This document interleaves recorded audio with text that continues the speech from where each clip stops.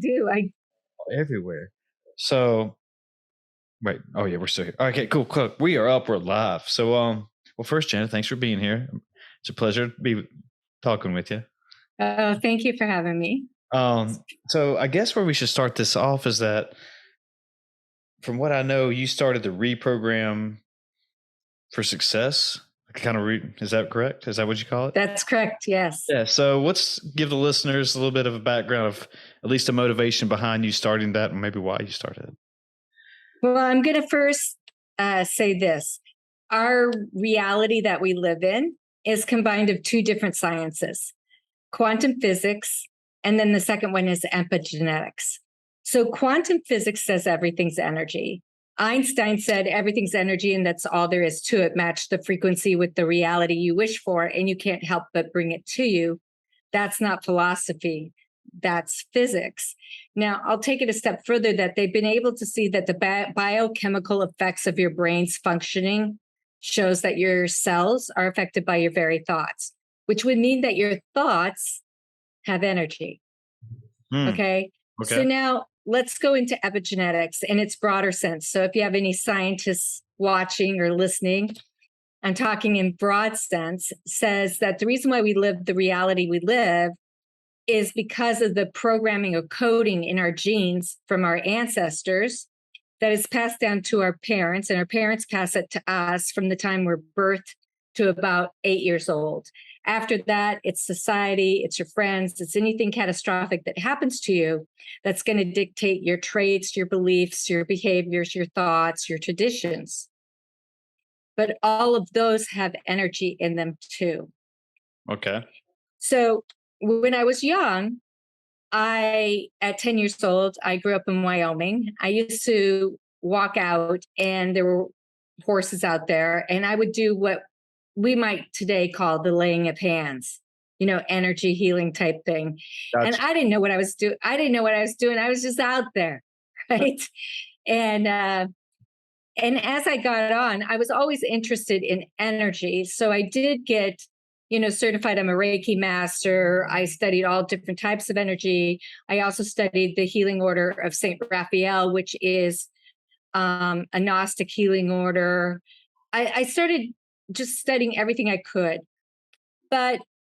And through all of that, I lived a mainstream life. I got married. I ended up getting divorced.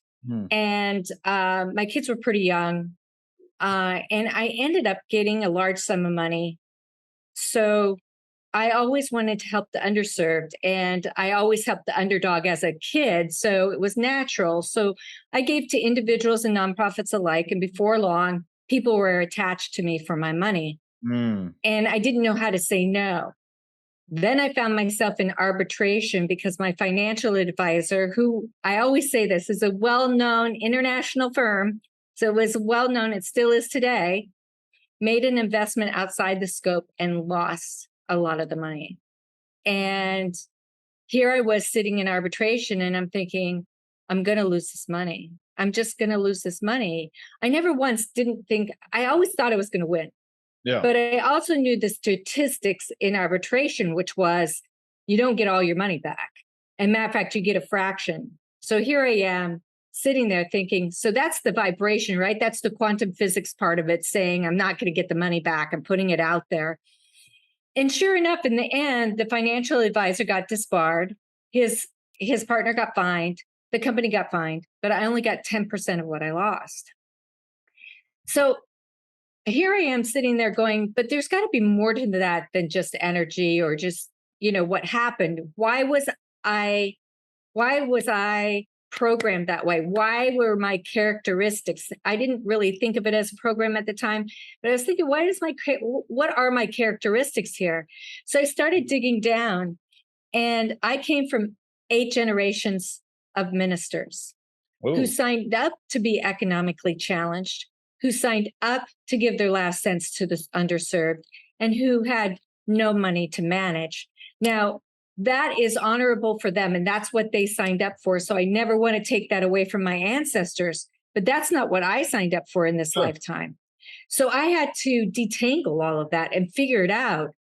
And so and once you go in that rabbit hole, you're going in a lot of other ones about how you felt as a kid, what happened here, what happened there, why did certain things happen to me, and what were my energetic or imprinting responses that either enhanced the outcome or didn't enhance and actually further damaged me, or were unfavorable, or I like to say self-limiting. And so I started, just untangling it. And so I studied neuro-linguistic programming, theta healing, eye movement integration, hypnosis. I mean, everything I could. And Psyche, bringing you into the whole brain state. So whole brain state is when you bring your left cortex of your brain and your right cortex into a whole brain state, because one is logical, right? The left side is logical and the right side is creative. Sure. So I wanted to understand. And so I started dissecting everything about myself. And once I started figuring it out, going, oh, I'm programmed to give my money away. I'm programmed for a limited amount of money. And that's what people don't understand when we talk about money consciousness. Even I called that, what I had, inherited money consciousness. I mean, even a couple of years ago, my mother used to say, if I just only have enough, and she would repeat, the Bible says, too much is given, much is expected. And I would say to her, yes, it also says too much more is given, much more is expected. And I'll belly up for the much more because I'm willing to give much more. And so I realized, just in conversations, even with my siblings and my mom, my dad's been passed for like 22 years, that I was programmed this way. And many people are. In matter of fact, we're programmed to the amount of money that we can make. Interesting. Yes, because if let's say you won $1,000. Okay. But to you, a lot of money is $100. You may get the $1,000, but it will go like that, and you'll be left with the 100, because the 100 is the maximum capacity that you can hold. So what? Energetically speaking. This is a whole lot to take in here. So, all right. So with that said, I wrote a couple notes down too, so we can go back to those in a minute. But like for that example that you just said, that you're programmed only to make a certain amount of money, is that so? With like, all right, let's say these professional athletes who come basically from nothing and become millionaires. But is that an outlier case, or is it where still in some cases, there's a lot of stories out there where those guys and girls have become broke because there was too much money. So, but I mean, is there outliers or exceptions to that statement? Well, somebody can grow up in poverty. And I mean, I grew up economically challenged, and we could say the poverty line. And so you can have such a drive in you that you have reprogrammed it yourself.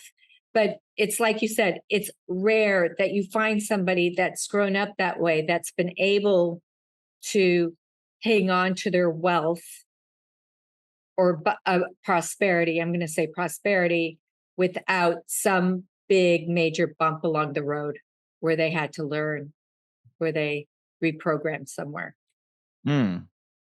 So for example, if you come from this, a poverty lifestyle, and you just said, hey, I don't want to be like my parents or like how their parents were, that I want to reprogram my brain to, change that status quo, so to speak, and, be the outlier here. And so on the way there, you're doing, let's just say X, Y, and Z on the way. That's a different path than what probably your parents took or their parents took. And that way you are setting yourself up for success rather than for, I'm only going to work my, for example, blue collar job and work my 9 to 5, just like they did or whatever. Right. It's an abundant mindset, having an abundant mindset. There's a difference. How do you mean? Well, when you have an abundant mindset, listen, this is the other thing that I would really like people to understand. Abundance and success means different things to different people. Okay. And so it's to be in your abundant mindset, your level of abundance, your level of prosperity. And you have to decide what that is for yourself. And what happens when we're programmed, like I was, my ancestors had set the bar. My parents had set the bar. It wasn't me setting the bar. Do you understand? So I see. because it was programmed in me, and I didn't even know it was programmed in me, but that bar was already set in me. And so, yes, you can, if you recognize it, you can reprogram that bar, and you can make it anything you want. Because to me, what might be prosperity to me is different than it is to you. My abundance is different than yours. But I will say this to everybody: there's limitless amount of abundance out there. It's not limited. It's limitless. Could this go along with, what people say the arguments is, as nature versus nurture, and that, and maybe that's a poor way of saying it, or what I'm trying to say. I'm trying to get my thoughts together. But where, all right, if I have a mother and father who were in, let's say, live, middle class or whatever, but and there's, some philosophies out there where parents are always just, I want my kids to, have life better than me, put them into the better situations, and that way they won't have to have the same level of success that I did, but they'll have better success. And that, so as far as exposing them to certain different parts of better environments, better schools, better everything in life, better situations in every aspect, that they will become better. And I guess, is that still along with reprogramming that child's brain? It does a certain level to reprogram that child's brain, but they still have the imprint of what the ancestors went through. So I say to everybody, be the student of your life and start examining the behaviors that you have, what's working, what's not working in your finances, in your personal life, in every aspect of who you are, because different things can affect you differently. So you can correct that. But what if you were abandoned as a child and abandoned as an adult? So right there, you have lack, you have fear, and you're missing confidence. So there's different things that come with it. And so it's not just flat out what your family made or whatever. It's having that, it's looking at the whole part of you. Does this coincide with genetic memory at all? Or does that go back towards your epigenetics that you were talking about? That goes back to your epigenetics. Okay. Yeah. So, I mean, so for example, for those who don't know what genetic memory is, and you can correct me if I'm wrong, that basically whatever memories or why you do the things you do, you get from your parents, and you don't even know why you do them, but you do them. It's kind of example like, for a bird dog, when they're born, they automatically know how to point at birds, and they don't know why. Who knows? Like, I never taught that dog anything. They just know how to do it. Yeah, I grew up with Labradors, so that's why I'm laughing. Yeah, okay.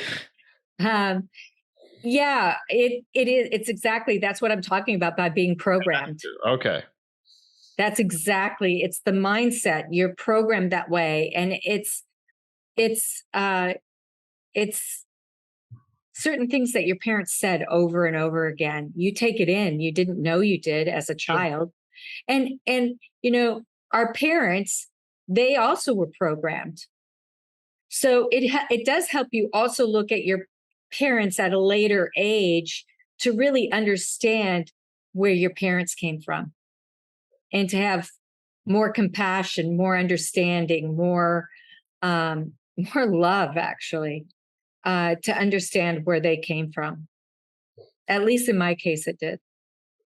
Yeah, no, that makes perfect sense. That, as I've gotten older, I tend to respect my parents more than, what I probably did initially, just because, and that could be just argued up the adolescent mindset where I was one of those kids who probably thought they knew everything and I didn't need any help from anybody and stuff. But you tend to be more aware. Maybe it's more building that self-awareness and like kind of reflecting on things, how your life went, how their life went, things you could have done right, things you could have done better. And, it's maybe does that kind of make sense what I'm trying to say? Hopefully. Yeah, but some things are programmed in you, and some things they programmed because you're with them, where it was programmed in them as well. And so, like when I'm talking about the money mindset and being poor was an honor. In my family, they saw being economically challenged as an honor because they were ministers. So this was an honor to be economically challenged. It was, this is how they looked at it. And so we have to, that's why I said I had a lot of love and compassion for my parents, because my dad grew up in generations of ministers. I mean, I think my father was like the 7th generation, and of ministers. And my mom came from a very tough household, not economically challenged as much, but really strict and very not loving at all. Okay. And so when I examine really the families that my parents came from, I can understand why I felt abandoned as a child. Because I felt abandoned as a child, even though I was in their home.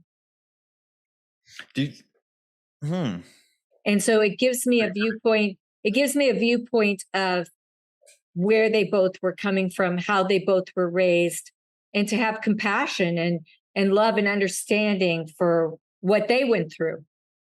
And it was one of those things, like, hey, we're doing the best we can with what we have. It is. I mean, they didn't know. I mean, I really believe it wasn't until, Joseph Murphy and Neville Goddard were the beginning of the light bulbs going off in all of this. I think they came around in the 50s. There's Florence Scovel Shinn, who was around in the early 1920s. They were really shining light a lot on all of this. There were other people in the early 1800s, but it wasn't like really people weren't taking a look at our subconscious and conscious mind and where we were getting our beliefs and our thoughts and our behaviors from. And it's really starting to come to the forefront for people to really heal and examine and also become and live the life, become the person they want to be, but also live the life they want. Yeah. Well, I mean, in today's society or culture, whatever you want to say, that it's becoming more acceptable to do that, as opposed to with all the information we have and all the opportunities you have compared to, the 40s and 50s and 60s, I think that it's not really, I think in a sense that most parents want their children to do, if there's a family business or, hey, we all came from doctors, you should try to be a doctor. And they put that pressure on a kid, but that doesn't necessarily mean they want to. And maybe this is just generally speaking, though, that it's just that they want to be a doctor, but if they don't at the same time, it's okay, as long as they still are doing something respectable, I guess. I hope that kind of makes sense too. Yeah. But what if somebody just doesn't want to have a white collar job? What if they want a blue collar job and that's what they would rather do? I mean, if that makes somebody successfully happy, no matter what we do, this is what I want to underline. People's sense of abundance is different. Your prosperity is different than mine. Sure. And that is beautiful. This is a beautiful thing. But I also think because of the way we were raised, that we are limited in the expansiveness of it. And success is measured in different ways. I mean, you could have somebody very economically challenged, but them feel so successful in everything they did and be fine with being economically challenged. I mean, I'm sure that my ancestors were really happy and they were extremely successful. They came over here and founded a couple cities in Michigan and in the 1838 or whatever. There's statues of them, and they taught the Indians or the Native Americans. They taught the Native Americans German, and then they taught them the faith. And this was a process that they went through. And so, I wouldn't take that. They were very successful, but they were very economically challenged. But for them, they could have had the ultimate abundance. For them, this could have been their ultimate abundance. I don't know. I'm assuming it is. But for me, having that imprint of giving all my money away because my ancestors never had money, so it wasn't in my programming to hang on to money or to manage money, that for me in this lifetime wasn't what I signed up for. I don't think nobody signs up for something like that. But do you think going through that experience that, you learn from it now that, hey, I don't want to make that same mistake again. So now this time this opportunity comes now, maybe it's just more of your abundance that you're saying that, if more funny falls to my lap or whatever, I'm going to be smarter on how I handle it. Is that kind of you have to change your mind belief. You have to change your subconscious, because just thinking it like that isn't going to change your subconscious. Oh, you froze up. Scenario over and over again, but it's just different people. It's because you haven't changed the way you see reality. You haven't changed your paradigm. And until you have a paradigm shift, you're not going to change that whole situation. Yeah. And so I would say to you, I might hang on to it for a little while, but unless I change my belief system, my core belief system, when it comes to money, it's not going to change for me.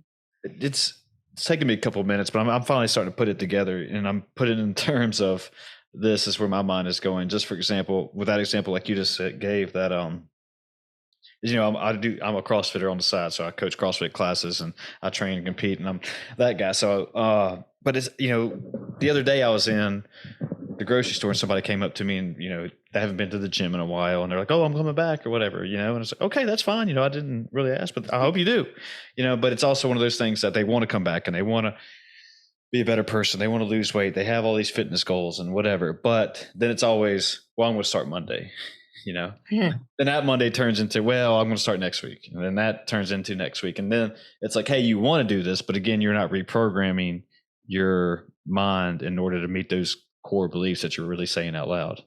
Right. Okay. So that makes sense in my head like that. So yeah, it's one of those things that where I do believe that people generally want to do things, but when they say it like that, but initially taking the action to do it is what's, well, maybe we'll start. And you have to keep the action. It's not just one time. It's in order to get, it's kind of like what they say about affirmations. Affirmations only stick 30% of the time.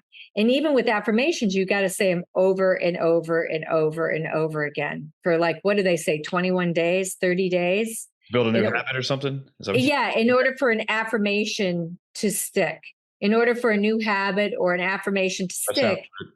Yeah. But there's a faster way. And the faster way is to get your left cortex and your right cortex in a whole brain state on your new belief.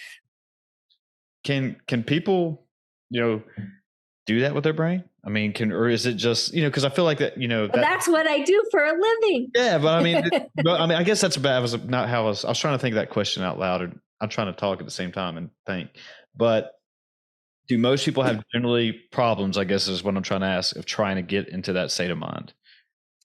I think it's a challenge. I think it's a challenge because when you're constantly have so much going on, and when you're listening to affirmations and it takes that long to achieve it, I would say, yeah, I think it's difficult for people to go through the process, but this is what I'll say. I have one thing to say about affirmations. If you like affirmations, re-record your favorite affirmations in your own voice and listen to your own voice, because it's like when you're in your mother's womb, you recognize your mother's voice. You kind of hear it, when you're on, but when you're birthed, it's like, whoa, there she is. I recognize that. And so it's the same when you're saying affirmations in your own voice. Your soul recognizes your voice. Interesting. Okay. Yeah. It's something that I've found with my clients, is that this is something that can easily be done. So I will say that. When do clients really start to reach out to you? Is it one of these things they've tried, A, B, C, D, and F, and that's just they've never had any type of success with whatever they're trying to do, and then they finally said, hey, I want to come get a professional to at least get me on track of where I'm trying to go as far as goals or whatever it is? I get people through different all different avenues. So I have corporate teams. I have a lot of entrepreneurs, and then I have individual clients, and they all have their own reasons for coming to me. Like corporate clients, it's to get their whole corporate team to be cohesive together. And at that point, we don't necessarily work on the epigenetics of everybody. We focus on the major core that the team wants to achieve. And then we get everybody balanced. I take them through a short workshop so they can understand how everybody's programmed. And then we go through, and I take each one of them through a short, what's called Psyche experience, where I bring them into a left and right brain state on the goal statement.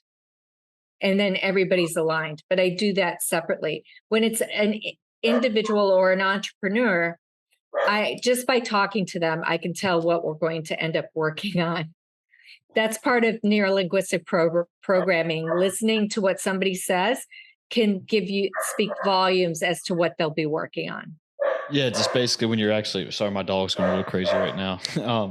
But when they're saying things out loud and it's one of those things they don't really understand what they're saying out loud. So it really means that, they're really trying to fix this or they want to do that, but they're just, the way they're saying it doesn't make sense to them. Right. Yeah. Right. So when they're talking, then I'll just say, how can I assist you? And people just start telling me what's going on, and I can pick up from what's going on. And then we set up a game plan. So I can tell whether they're coming from lack, whether they're coming from fear, whatever it is that they need to work on at that time. And then I take them through a process of 4 different techniques that will clear out the old behavior, the old trait, the old thought, and we can put in the new thought. And then I bring in Psyche in the back part, and we literally clamp it down into a whole brain state. So you got 4 techniques. Can we talk about that? Sure. Yeah. So neurolinguistic programming is what most people know. And it's about, narrows the brain and how the brain functions in the state of our mind. Right? Linguistic is the way we communicate, both verbally and non-verbally. And then program is just the way we're programmed. So when let's look at linguistic, though. That's really important for people to understand, because we communicate only 7% verbally. 93% of what we communicate is nonverbal. And I love using this example. If I said to you, will you help me with a fundraiser? And you said yes, but your eyes, your body, everything looked like a deer caught in the headlights. Well, you might have told me yes, but your whole body told me no. Sure. And so if people just really watched how they communicated with other people, and even watch how other people communicate with them, that is a huge strategy to have to understanding who's in front of you, how they're programmed, and what's going on. But with neurolinguistic programming, I use the timeline, which takes you back to the first point where lack started or fear started in your life. And we can move it out, put in safety, security, and confidence in its place, and have it go all the way through, right? And then what I do is if the person needs eye movement integration, I'll use that. Eye movement integration, what it does. So eye movement integration is something I use for trauma, fear, anxiety. And when we hold trauma in our brain, it's usually held fragmented. Okay. And so the left cortex, which is your logical side, and the right cortex, which is your creative, argue over the treatment, over its healing, because it's held fragmented. And so what eye movement integration does, by simply you watching my fingers go up like this and thinking about the trauma, it brings you into a whole brain state. So now the healing can begin. and it's called the inner healer. And now the left and right cortex are on agreement. And you may remember the trauma, but you're desensitized, so you don't feel it anymore. And then after I do neurolinguistic programming, I move in integration, I'll bring in Psych-K. And Psych-K is where you bring someone into a whole brain state. It was created by Rob Williams. He created it about 30 years ago. It is where you do, in a certain way, you do cross your left cortex and your right cortex. And it is a process of me knowing I can test you to see if you told me you were in abundant mindset, I could test your subconscious. And if it tested weak, we could, by literally the process in Psych-K, bring you into an abundant mindset, bring the subconscious and conscious mind into agreement. And you would actually see the results of that in just a couple of weeks. Do a lot of people have weak subconsciouses? It's not necessarily, it's not, I don't mean weak subconscious. What it is, it shows me that your subconscious doesn't believe that you have an abundant mindset. I see what you're saying. So if you test weak, it shows that your subconscious does not believe that you have an abundant mindset. So we can set that in so that your subconscious does believe it, so that you're in a whole brain state. Your conscious and subconscious mind are in agreement. Is that kind of one of those things that if you're always kind of what we were talking about a little bit earlier, the way you're saying things and the way you're talking to yourself about, personality traits, the way your work, where you're at in life, your career, whatever you want to say, that's why your subconscious probably doesn't believe it? Yes. Okay. Yes. I call it, be careful what you say to yourself. The silent communication that we have can sometimes be really detrimental to us. And I a lot of times call it ants, automatic negative thoughts. Yeah, it's automatic negative thoughts, and those can be the most damaging. So I would say to people, be careful about that. And I would replace that with the saying, isn't it wonderful? Something marvelous is happening to me right now. I like that. Yeah. If you said that every time you had a negative thought, you'd notice less and less negative thoughts. Jocko Willink, I don't know if you know who he is, but he's a Navy SEAL, and he actually wrote a book about, extreme ownership, and instead of always thinking about negativity, like turn it into a positive, where it's just like, hey, I got hurt today in my training class. Okay, time to recover, learn new things, and get better. Mm-hmm. Always do a spin, and that way you're not always going down this negative feedback loop in your head. Well, that's why I also say, like, when you have to sit back, like, for instance, when I had to sit back and look at why these things happen to me, even the abandonment and relationships and how that affected relationships and just everything in my life.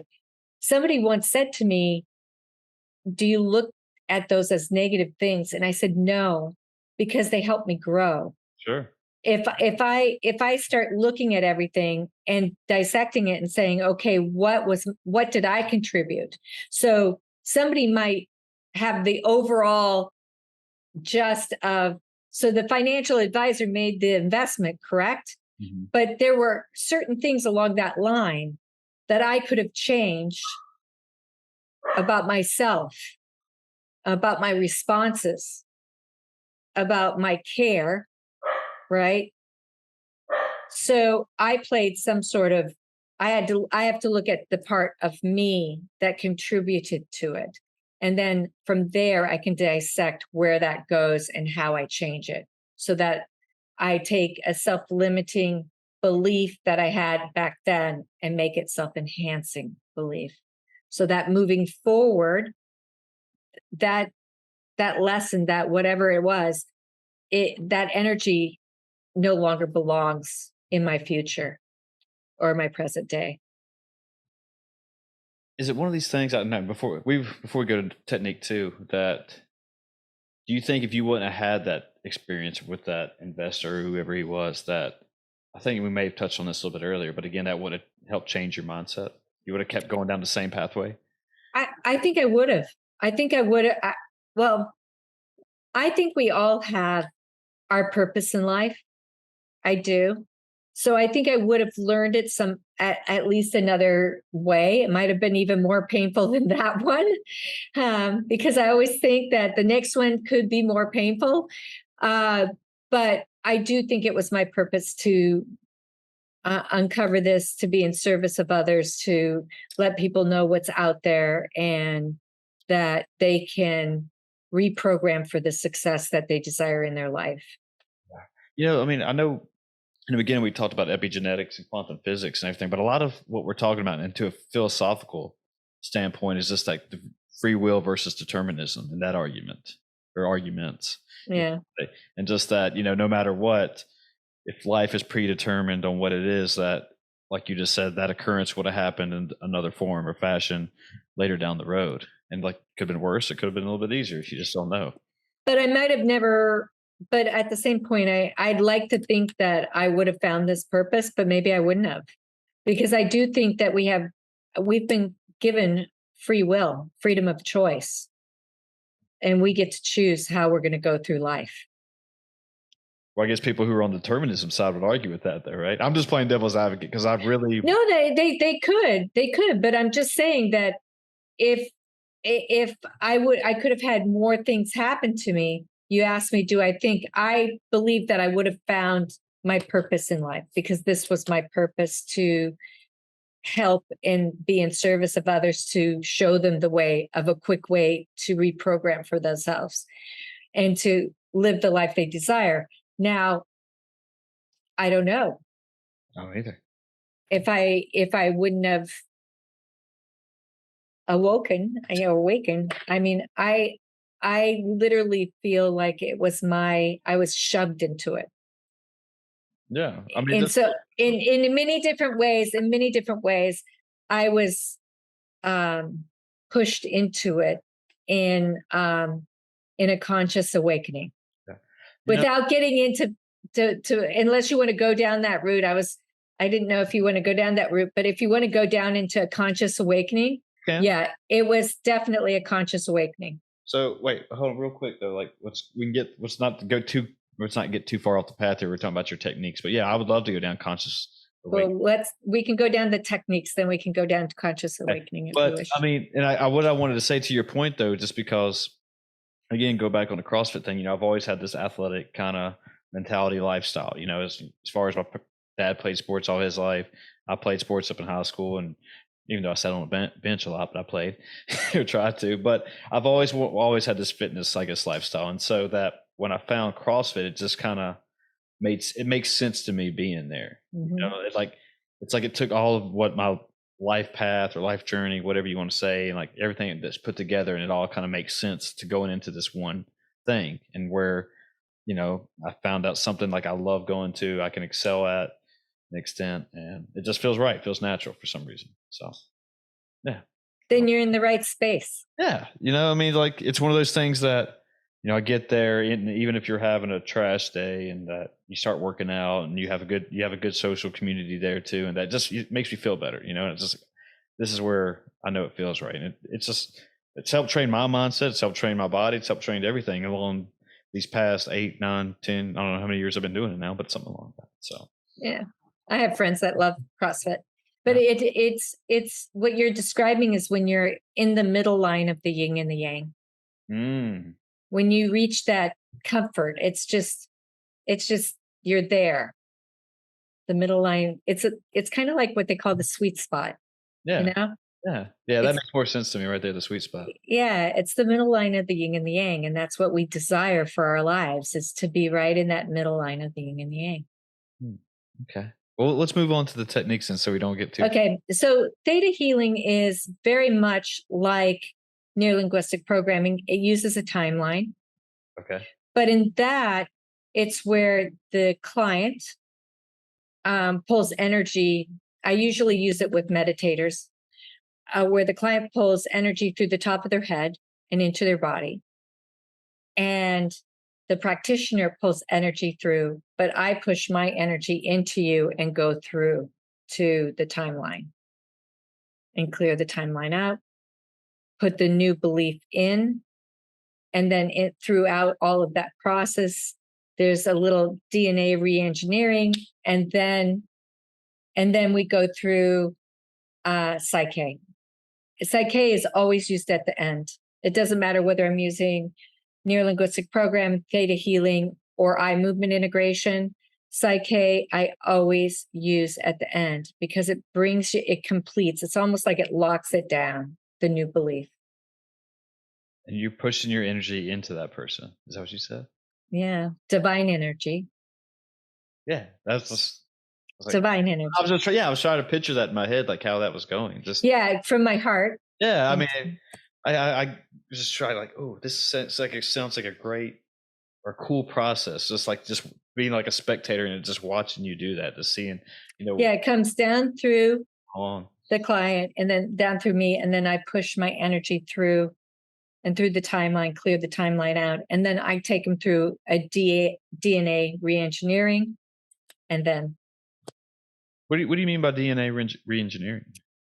Well, I basically code their cells with energy, energetically code their cells with. So if it's fear that we remove, then in their cells I put safety, security, and confidence.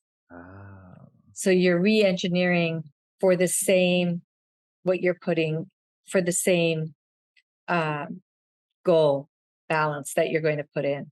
Re-engineering whatever the problem that needs to be fixed is. Yes. Yes. Okay. Yep. So is that technique 2?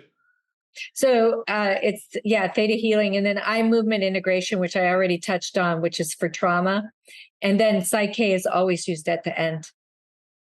How long does this process last? Like going through all these techniques, is it case by case or?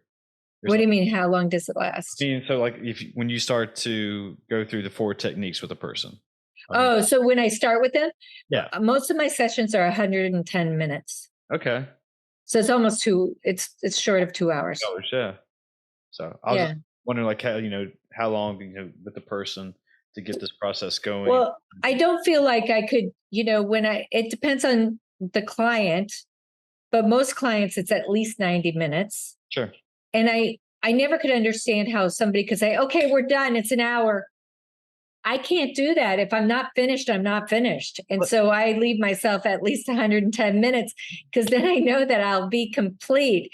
But you can't start on fear and be going down. And the other thing is when I do Psyche with someone, a normal Psyche practitioner might do 3 balances. I average probably 6. So before somebody leaves, they're probably going to get 6 balances that I'm going to do for them prior to them leaving. And so it's almost like a double session. One session is like a double session.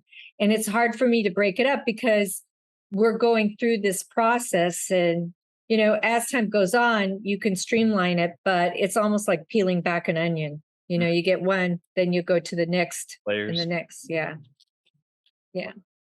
Yeah, I guess because I was just wondering, like, okay, if you were just saying, hey, we're in this room for 30 minutes and whatever happens within that 30 minutes or whatever it is, we're done. We got to get. I can't. Yeah, I can't do that. That makes more sense to me. That it's like, hey, not everybody, because I feel like everybody, depending on how bad the trauma is or whatever we're going through, that it's it's not just going to be a one and done, like lickety split kind of thing. Yeah, it's something that for me, when I would go see people, for any given thing, and they go, okay, hour done. I'm like, wait, like, hello. Yeah. It was very hard for me. And so I found that the sweet spot for clients, what really works is between 90 and 110 minutes. That was this experience of you doing it and just following it and just So I always allow like 2 hours time, but it's usually between that. And that's why I say for Psyche, usually if you see any practitioner, it's going to be like a 50-minute session, and you're probably going to walk away with only 3 balances. Do most people get nervous working with you doing this just because this is like a first time thing and there's I hope not. like I have no clue how this is going to go and I don't know. I hope not. Maybe not with you and just but the process in general. Just because with me I'd be like, okay, I don't know really what well, I explain to them the process, and as I go through the process with you, I explain everything. So I don't just have somebody and I'm just doing things. Okay. I sit down with the client, and I actually, once we discuss what we're going to work on, once we have a game plan of how we're going to proceed, Yeah. then I talk you through everything. I talk you through everything I'm going to be doing, and I talk you through while I'm doing it. Nice. See, that's what I would like is someone So, like that. yeah, I don't just go off and quiet, do my thing, and then say, okay, we're done. And Psyche isn't like that, because you and I have to work together in creating the goal balance. So I don't create the goal balance by myself. I say, okay, what resonates with you? Because if it doesn't resonate with you, it's not going to work. We need something that really resonates with you, so that when we go to lock it in and we cross the left cortex with the right cortex, you are in a complete whole brain state and an agreement on what you're going to have. Yeah, that makes perfect sense to me. Yeah. Yeah. Yeah. The goal balance has to resonate. So, for you, I have an abundant mindset might not work for you. It might be something else that you want. Is it, correct me if I'm wrong or if this is kind of dumb for me to say, but I think a lot of the brain is like trained to be very survival based. So instead of like taking a risk or doing something new like this or whatever, like the brain immediately says like, no, we shouldn't go do this. And it tries to lock you down and keep you safe in a sense. Is that kind of what you experience with people that, it's kind of hard to break through the left and right cortex and cross over? Or is it just a matter of, Well, through Psyche also, I can see which side of your cortex is holding us up. And so then I can realign it so that both of them are open to be in agreement. Nice. So there is a technique that you can do with that also, so that you can balance your left and right brain. Interesting. Yeah. Yeah, this is all new to me. So I've never heard of anything like this before. So that, I'm trying to put thoughts together and figure out what I'm want to say about it. Yeah, but it's cool. That's okay. I didn't know there was anything out there like this, but. Psyche's been around for a very long time. There was this, I don't know if you've heard of Dr. Bruce Lipton. He's pretty well known. He wrote The Biology of Belief, which was a bestseller probably 20 years ago. You can Google him. He's well known. In the back of the book, he wrote that it was because of Psyche was the reason why he finished the book, and the reason why he had great relationships. He also says that Psyche is the fastest, most efficient way to change self-limiting beliefs into self-enhancing beliefs. And that's why I say to everyone, if there's one technique you're going to use, if there's only one, use Psyche. It may not move the old belief out, but it will replace your old belief with the new belief. Yeah, to start to get something going on. Yeah. I'm just one of those people that I'm very thorough. I want to move it out. I want to start putting it in, and then I want to clamp it down. But I tell people, if you do one, do Psyche. Yeah. Yeah, I just Googled him right here and just checking out his Wikipedia. Oh, Bruce Lipton? Yeah. Yeah, I don't know if I've heard of that name before, but for some reason it does sound familiar. Maybe somebody else has talked about him before, but I'll do some research on him after this. Yeah, he's been around for a while. Yeah, and Rob Williams created this probably well over 30 years ago, but there's only, I think, maybe 45 instructors in the whole world. So even though they do have quite a few workshops, it's not as well known as theta healing, neurolinguistic program. I mean, those are extremely well known. This one's not as well known. 45 instructors. Huh. There are only 45 instructors. So I'm a facilitator. So I learned basic and advanced. Then the next level, you can become an instructor. For me, I was doing it because I knew it was the key to lock down everything I was doing. I have other things I use now too. With it, I use Beige mantras. I use a bunch of other things for people depending on where they're at. But these are the 4 techniques that I use all the time. Well, we're getting a little short on time, but let's move on to consciousness awakening. And you might, Yeah. yeah, we don't have to spend a whole lot of time on it, but something I do want to chat about. It does. Okay. You might have to help me out a lot on here, just because. Well, when I'm going to say this also to the audience, when you start changing your belief system to become from self-limiting to self-enhancing or limitless, right?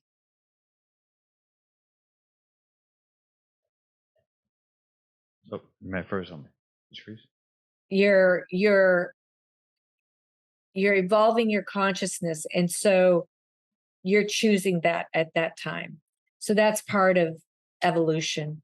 But as far as conscious awakening, after when I was a young child, I used to see angels at 4. And that's the laying of hands. And I kind of shut them down because it wasn't acceptable in my family. And it was after I'd gone through the divorce. And at the time, my son was maybe 8 or 9, and he's 29 today. I remember being down on my knees and I was crying. It was my choice. And it was, a lot of it had to do now, I can say, with my abandonment issues, with the abuse I went through with my family and stuff, that I understand it all. But I was down on my knees and I was crying, and I was looking at a picture window, and Moses, Elijah, and Jesus translucently walked right into me. Okay. And I was like, okay, what does this mean? Like, I was frightening, really, kind of. Sure. I did another meditation on opening my heart to love. And it was like the doors came off and Jesus was right inside. And I'm like, okay, so I'm getting all this. I go to see a I don't want to call her a shaman, but she did Reiki, but she was literally a shaman. And I went to her, and all of a sudden I levitated off the table. And I was like, what is happening? I mean, all of this was like just totally whoa to me, Yeah, that's what it sounds like to me right now. Yeah, it was like, what is happening to me? And the woman said to me, where were you, or what were you doing during this process? And I remembered I was 4, like I was when I saw the angels. I had really white, blonde, curly hair. And I remembered I still remember this so clear.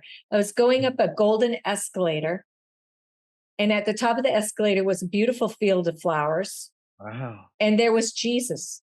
And I was laughing. He was making me laugh. I was laughing so hard as a kid. I was laughing, laughing, laughing. It was so much joy. I cannot tell you. So much joy. And then I knew I had to go back. So I said, I got to go back. I go down the escalator. I'm like, no, I want to feel that one more time. So I go back up the escalator, and I have this same laugh, this joy, everything, come back down. And I was half levitated off the table. She said I was completely off the table. And that started me getting, and I was already certified in Reiki, but had never experienced that. I mean, I already was at the point where I could see where a person was stuck. Yeah. Like energetically, I can see where somebody's stuck. I can see it very clearly. I can tell you whether it's heartache, whether it's illness, whatever it is. I mean, I knew I was already there, but I hadn't had any of this happen to me. Sure. And then a friend of mine who was getting her Reiki certification, she said, do you mind if I practice on you? So I'm like, no, go ahead. So I go, and all of a sudden she goes, I got to leave the room for a minute. She leaves the room, and 2 rows of individuals in these white gowns come on either side of me, and they're putting like the cross on my forehead, and all of this is going on. And I'm like, what is happening here? like in the sign of the Celtic Trinity, this, like all these things. And I'm like, okay, I'm being hit over the head. I'm being hit over the head. And that's when I started studying the Gnostic order, the healing order of St. Raphael, which is really for light workers. Okay. So if anybody knows who light workers is, or a light bearer, that's really what I am. I'm just assisting people in living the best life they can by using your left and right cortex into a whole brain state. But I do it from the higher consciousness, from our higher self, and your higher consciousness is connected to the infinite source, the divine. So you can call him God, you can call him infinite source, all that is, the universe. Yep. A lot of people have different names for it all. So right, doesn't matter. But that's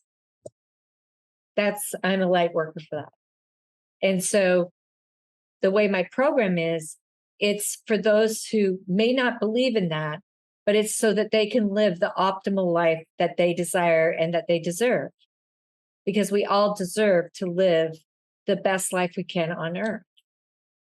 Now, again, playing devil's advocate, but do you receive a lot of criticisms with this from? I haven't yet. Really? I just, I don't always talk about being a light worker. I don't always talk about my conscious awakening.